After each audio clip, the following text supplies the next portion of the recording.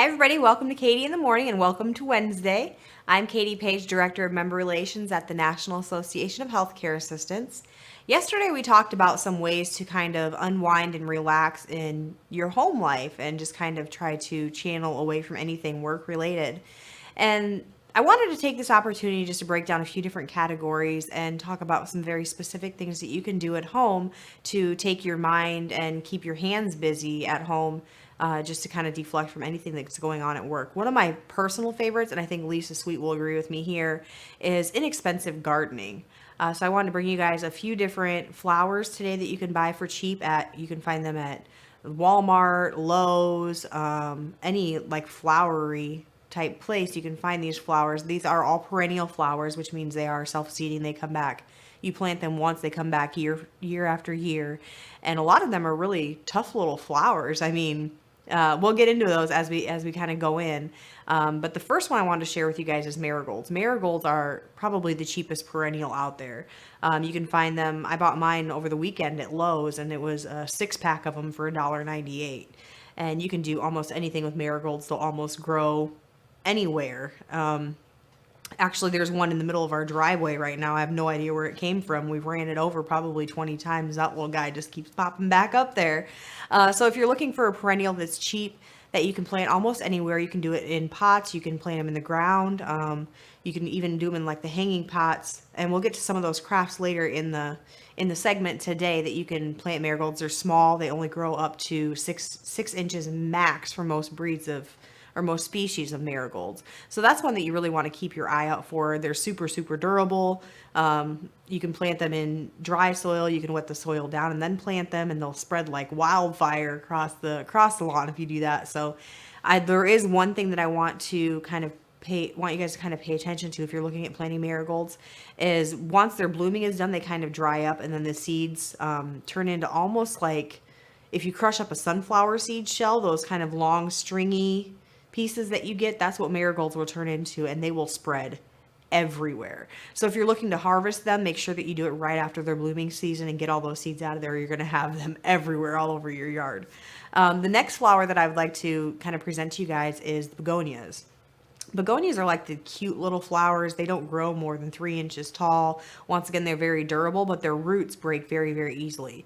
You can find them in 6-packs at Lowe's or Walmart for less than $3 as well. These are a great one to put into like terracotta pots.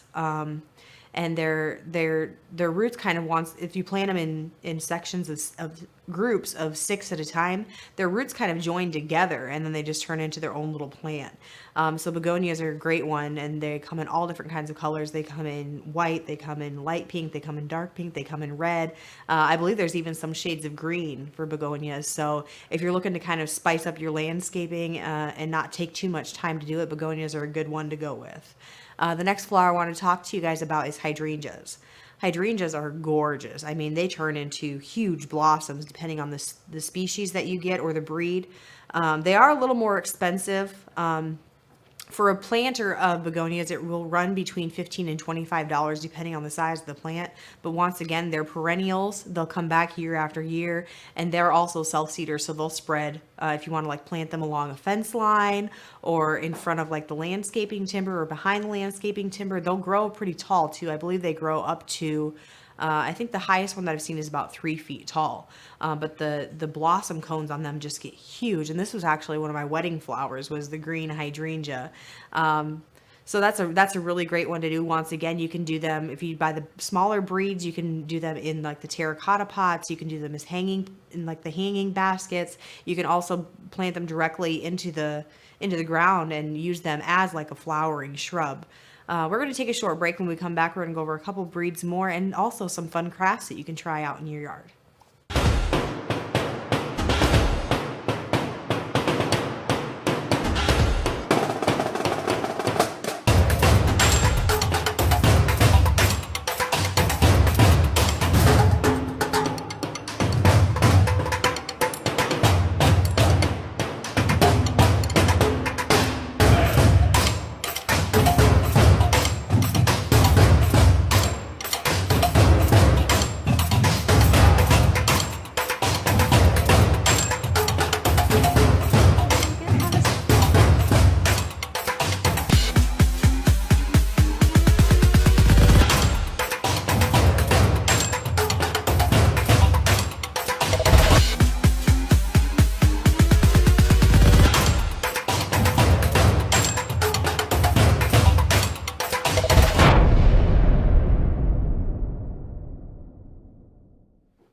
Welcome back to Katie in the Morning. Today we're talking about fun, inexpensive ways to kind of spice up the garden and your landscaping. We ran through a few of my favorite flower. They're perennials, so once again, if you plant them once, they come back year after year. But now we're coming to my very favorite perennial. I mean, this little guy just tops them all off. They are the Shasta Daisy. Once again, they're very inexpensive. They're about $3 a plant, and they will just take off. They're very, very durable. This is another one that you'll find in the middle of a sidewalk, just kind of popping up through the cracks in the sidewalk. They're kind of a clumping plant too, so they all stem from the same root. But they can blossom out to almost 18 inches across. And if you're looking for a fun way to plant them, over the weekend I actually planted mine in a wicker basket that was about this tall, and one of the handles was broke, so my friend was going to burn it. And instead I was like, no, no, no, no. So I lined it with a black paper bag, filled it up with potting soil, planted my daisy right on top, and it'll literally spread to cover that entire opening for that wicker basket. Shasta daisies, you can plant them once again in a pot, or you can plant them directly into the ground, and they will spread. And they're beautiful, beautiful. They come in yellow, and they're the white petals with the yellow centers, but they also, I believe, Shasta daisies come in like an orangish color with like the black center as well. They can withstand like high winds. And that's probably the easiest way for them to spread across your yard too during that harvest season.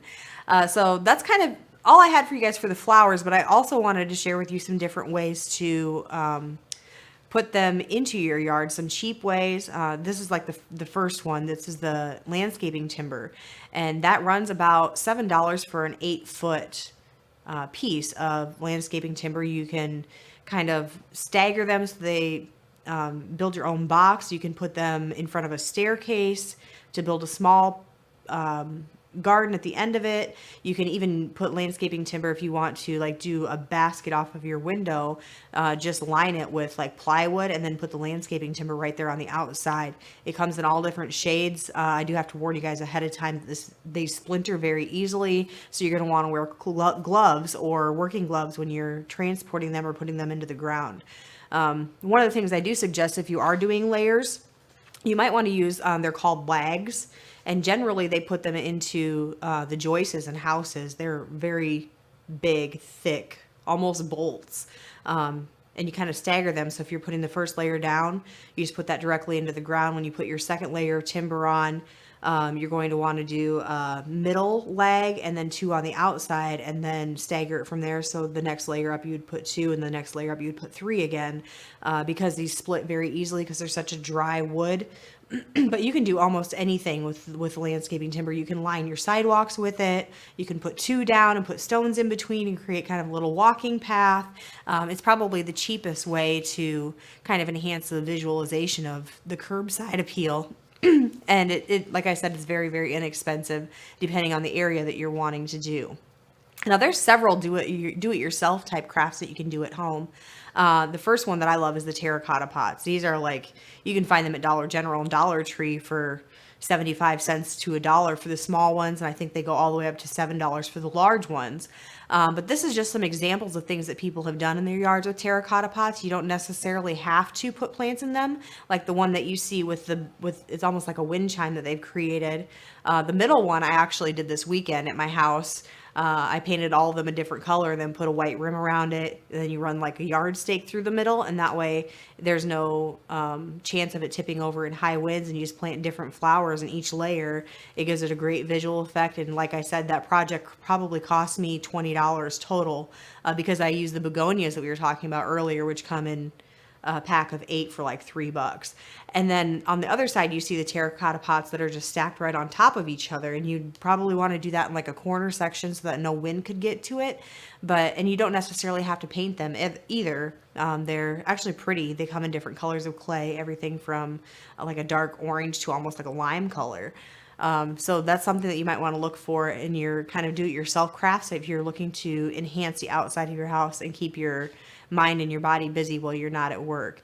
Another project that I found online is a really, really cute one. It is actually a caterpillar made out of crates.